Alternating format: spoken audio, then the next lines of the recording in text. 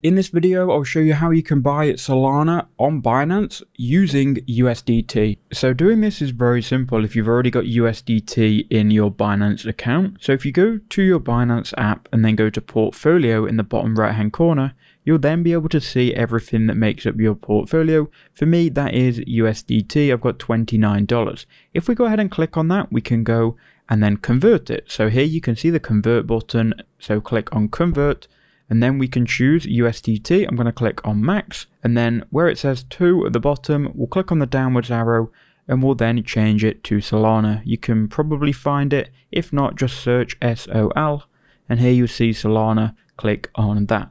Again, make sure everything is correct. Make sure you've clicked on the amount that you want to buy, then click preview. It will then preview your trade. You can then click confirm if everything's all good. And there you go, it's instantly converted your USDT to Solana. And if you go back into your portfolio, you can see we've now got Solana. So that is all you have to do.